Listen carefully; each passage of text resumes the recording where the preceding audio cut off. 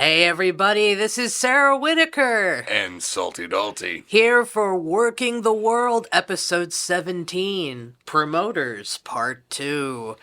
You can find us anywhere on your favorite podcast platform and on YouTube for Working the World 0240. Mm-hmm.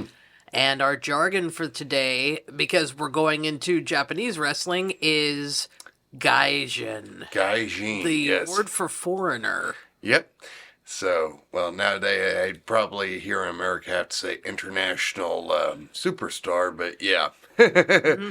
But yeah, it's their way of referring to all the wrestlers outside of Japan, but in a way, in some contexts, some of the gaijins over in Japan actually became bigger stars than some of the native wrestlers over there, like Stan Hansen, Bruiser Brody, Tiger Jeet Singh, Abdullah Butcher, lots of people over there that came over from here from other countries, or were able to become bigger stars than their actual native people. So you never know what happened in this wrestling industry. You never know at all.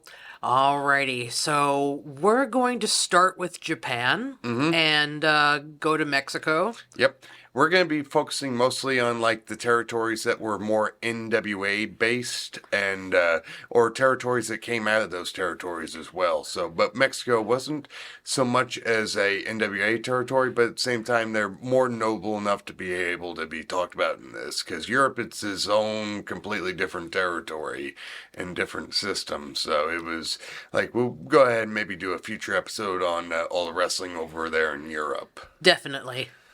So where'd you want to start with Japan? Let's start with the beginning of the history. Who is the first well-known promoter in Japan? Rikidozan. 1953, he started the Japan Wrestling Association, and their version of a world championship over there, because they would still have Lou Thez and Dory Funk Jr. came over when they had that title, but it was the NWA International Heavyweight Championship. That was kind of the title in Japan. They ran that for years and years and years and years until Rikidozan unfortunately got murdered in 1963 by a member of the Japanese Yakuza in a nightclub, and he died in the hospital from his stab wounds. But that's unfortunately how Rikidozan, his promoting career and pro wrestling career, because he actually got started as a sumo wrestler over there and transitioned into being a pro wrestler. And the Funks, especially Dory Funk Sr., was very instrumental in starting a lot of the wrestling, as far as Americans coming over to Japan going. So, because the Funks were huge names in Japan. But after Rikidozan passed away, Japan kind of split off into two different companies, because it was kind of inherited in a way to Giant Baba and Antonio Inoki. The JWA was, because he was kind of grooming them to be top stars. Well, they started having a disagreement on philosophy on how the wrestling should go, and plus Inoki kind of felt a little bit shafted, because he thought that Baba was a lot more favored by Rikidozan and the people running JWA afterwards to be the top star, and he said, "Screw you guys, I'm going home and start my own promotion," because New Japan started what was known as the Strong Style, which was more the sporting aspect of pro wrestling. All Japan had their own style, actually called King's Road, which was a little bit more Americanized and focused more on building drama throughout the match. Inoki wanted his matches to look a little bit more like a shoot sport-wise. They wanted to bring the American-esque drama and all that to Japan. That was kind of the different philosophy and style in Japan. But and all Japan was huge. Inoki, I would say, was maybe a respectable second for a while, but he had, times where he'd go and catch fire and go back to Baba. But Baba had that NWA support and actually won the NWA title a couple times over there, especially from his good buddy, Handsome Harley Race. I think they traded the belt to him 3 times over there in Japan. That was kind of his yearly present for a while. But then Of course, Baba retired in, I think, the mid to late 80s, and then he actually came back because he just wanted to focus on promoting for a while. He just wanted to step out of there. It's like, my days are done. But he came back, and he actually came back to actually put his talent over because he knew he could give them that rub. And Baba died in 1999 and had his last match like maybe a month before he passed away. He had cancer. And when his wife took over the promotion, there was a lot of business disagreements there because people felt like she didn't really know the wrestling business as well. And then a lot of the top stars from All Japan actually went and started Noah to break off from All Japan because they didn't like the way, because Baba was so highly respected and all that and knew the business so well and knew what to do, how to handle business, how to treat the boys, how to book.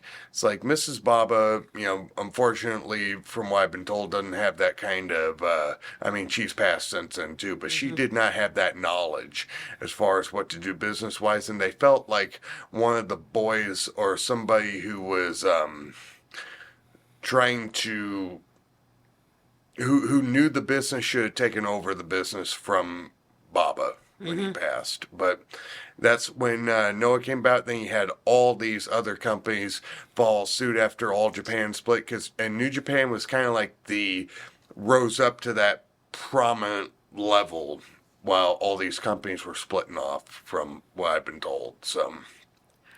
So, what is Japanese wrestling like for Japanese indies, promotion-wise? Well, they all go to their own extreme. Like DDT Pro Wrestling's kind of more the humorous style of wrestling. Dragon Gate takes a little bit more after like the sporting aspect, and they try to treat it like the like New Japan does with the more like sporting feel. Even though New Japan's gone to the point where they do angles like All Japan. They've kind of adapted that since Inoki stepped down from New Japan, went into politics. But yeah, it's like, and of course you had IWA that actually happened way before then with the death match wrestling over there. But that also, you could say, in a way, started when Onita started FMW in, I think, 1991 or 2. It was late 80s, early 90s when Atsushi Onita, who was a major star for Giant Baba, then broke his leg and realized, I can't do the same stuff as I used to. And I think I could make more money doing the deathmatch stuff. And that's when that stuff started in Japan, where he was like having exploding ring matches and all that kind of stuff. Kind of a predecessor of ECW in its own way, breaking off from, All Japan himself. But, they were, like, All Japan would be considered, like, similar to what WWF was. WCW, in New Japan, especially because they had a working relationship with each other, were kind of seen as like in the same limelight as All Japan as far as popularity. Then you had FMW as kind of like ECW, so it's like mirroring America at that point, where it was like the underdog promotion that went to extreme lengths, literally. Extreme lengths. Yes, but it mostly came from those two companies, All Japan and New Japan. Then FMW had their run. Interesting. Alrighty, so should we go south of the border to Mexico? Aye. Aye. So, what's the history behind Mexico, and what are some prominent promoters from there? Well, the first promotion in Mexico, Lucha Libre, actually started in the 30s and is still running. It's called CMLL, which is Spanish, because I can't pronounce Spanish. I'm going to butcher it and probably end up offending somebody by doing that. But CMLL translates to... their company name translates to World Wrestling Council in English. And the main promoter over there who started that, he passed away years and years and years ago. His name was Salvador Lutrell. And he was responsible for making all the big stars like Blue Demon, El Santo? El Santo, yes. And he actually, here's a funny story about Mil Moscaris that I heard from Kevin Sullivan, one of his shoot interviews. They were advertising weeks and weeks in advance about Mil Moscaris, the man of 1,000 masks. That's what it translates to. And they didn't even have anybody to fill the spot, but they used that propaganda and that advertisement to be able to go and have him be over before he even got in the ring. And they're like, who are we going to be able to have fill this gimmick? And then they found Aaron Gonzalez, or that's Mil Moscaris' real name, Aaron Gonzalez. And he was a bodybuilder in the gym, like, hey, come, well, we're going to turn you into a star. And he never learned how work before, but they put him in a mask and, taught him how to work, and he became Mil Moscaris and was on top for about 60 years. So that's, funny. Like, you never know when you're going to be able to have the opportunity to make it in this business, and sometimes it's by accident, but that's kind of what happened to Mil. But after CMLL started having a run, there was another promoter who came from CMLL, who was a booker at one point. His name was Victor Pena. And he wanted to go and start his own style of wrestling later on that became AAA. Imagine, the best way to decipher the two companies, CMLL's kind of more of that old school folklore, from what I've seen, old school folklore like Lucha Libre, tradition, all that. AAA is more the edgier, more athletic style of, kind of like, best way to describe it, like most of the people from WCW came from AAA in that very athletic, breakneck, quick-paced style. CMLL's a little bit more old school, slower, and all that, a little bit more old school, traditional as far as like how they do things, like, good guys versus bad guys. AAA is kind of like the Wild Wild West. Best way to describe that. But both those companies still run strong with their respective styles, and of course AAA was, to my knowledge, the first promotion to start a six-sided ring. But hey, that made them innovative and resourceful, and hey, God bless them. So, but there's also another company that has the same name translated into English, but actually in English that is somewhat south of the border, but actually I should say on an island, is Puerto Rico's WWC, World Wrestling Council. What, CMLL translates to in English, they actually have in English under their own name in Puerto Rico, WWC. So, are you wanting to dive a little bit into WWC since we're in NWA territory? Absolutely. Okay. Well, there were three people that actually kind of started the whole thing in Puerto Rico. Carlos Colon, who is Carlito's father. Another gentleman by the name of Victor, I think it was Javica, because there's another Victor that comes in here later on too. Yeah, it was Javica. And also Gorilla Monsoon. He was one of the people that helped started the WWC, and he had shares in there. And let me tell you, you want to talk about Wild Wild West? Whew, the fans over there were rowdy, still are to this day, but not as rowdy as they used to be, because rocks, cups filled with things I don't want to say on the air, but Dutch Mantel, who worked there a lot and actually booked for both companies, we'll get to that here shortly, said the best way to describe the Puerto Rican wrestling fans is that they believed that the wrestling was real, but the space program that they had in Puerto Rico was fake.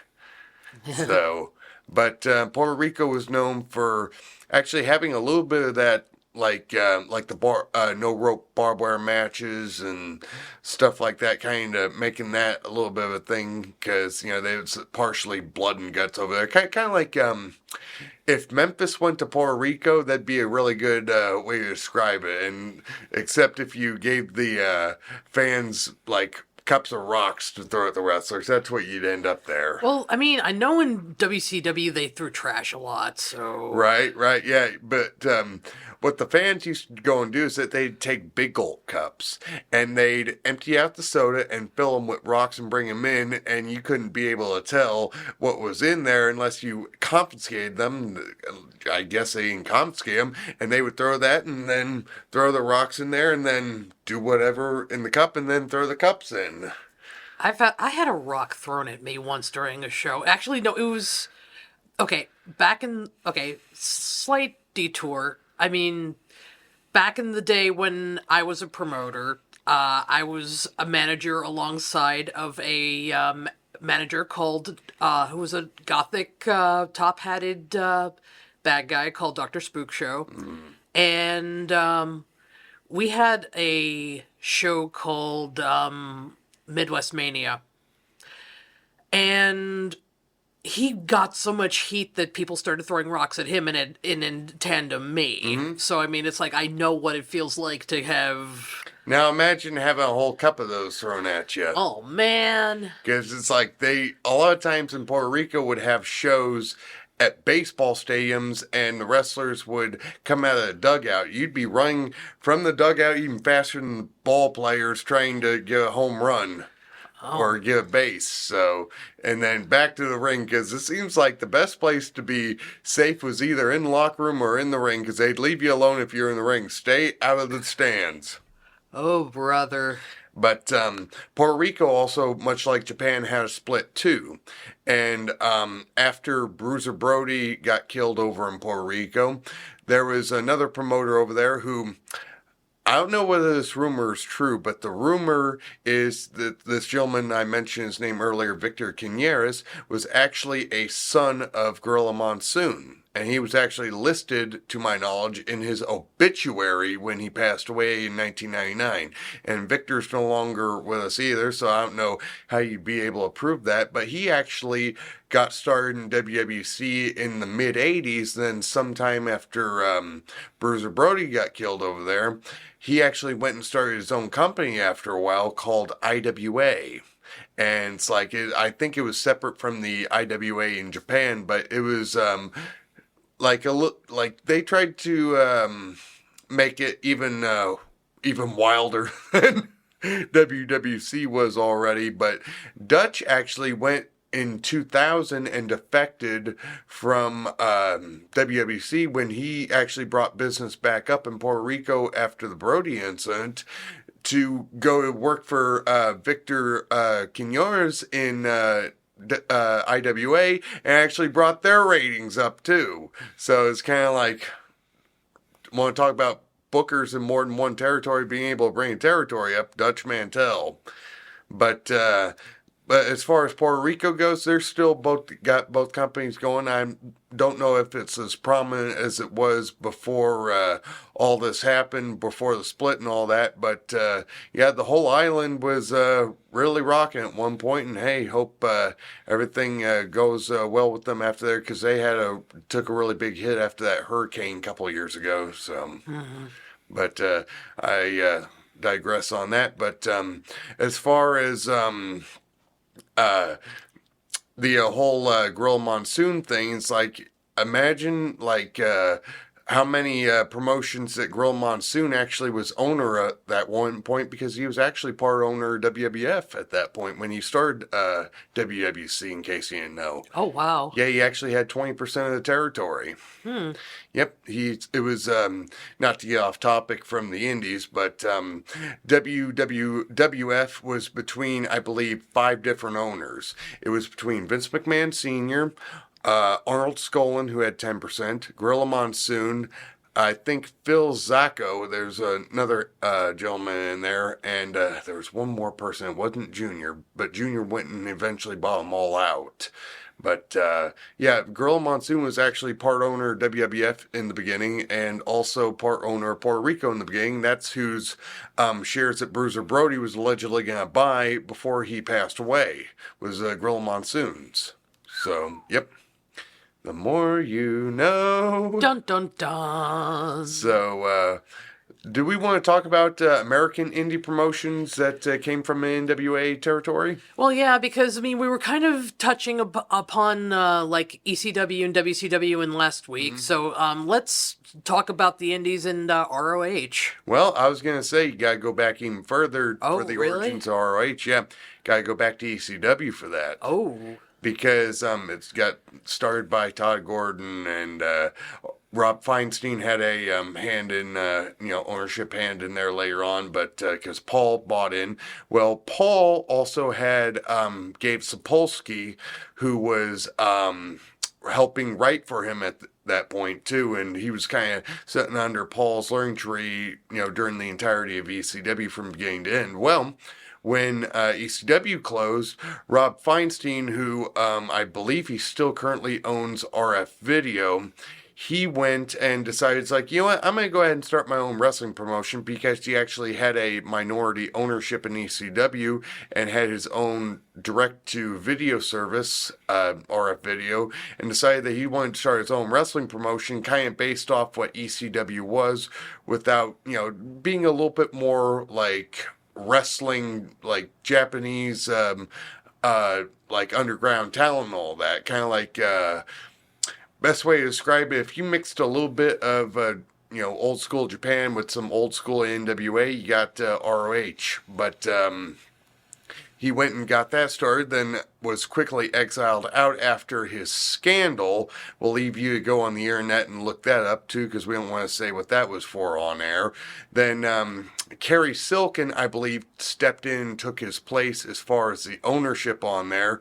But a lot of the talent over there that were being booked before and after Feinstein came and left, they actually were allowed to go and work other places outside of their native promotion that they were signed to. So that was kind of like the first time, like ROH was kind of like all the massive stars of the independent circuit under one roof. Then you had like other promotions, well, because CZW kind of started out of, spirit of ECW, but at the same time they didn't really become more prominent until I think a little bit later on too, after ECW closed too. But they were falling in that extreme like Impact style wrestling too, where it's like, I don't want to call it the garbage wrestling, but yeah, basically fall in the footsteps of that. And of course all these other companies, but especially number one company that was able to raise from prominence out of WCW and is still going now is TNA, which at one point was Impact. But Dutch Mantel, who was actually part of the start with that, because Dutch was on the booking team for TNA in the beginning, because it started with Jerry Jarrett and Jeff Jarrett getting together. It's like, oh, let's start another company together. Then Panda Energy went and bought the majority of them out, which was Dixie Carter's father and their corporation, parent company. And then that got sold, but like it was supposed to be, it's like, where did the WCW fan go? Nobody knew. And it's like they were trying to chase that WCW fan that, was kind of turned off by the WWE product and how they felt like they were being used. That's kind of where TNA kind of came of it. And like not only that, they were booking a lot of those old WCW guys, like had Dusty Rhodes, Road Warrior, Scott Hall. Eventually Sting came in.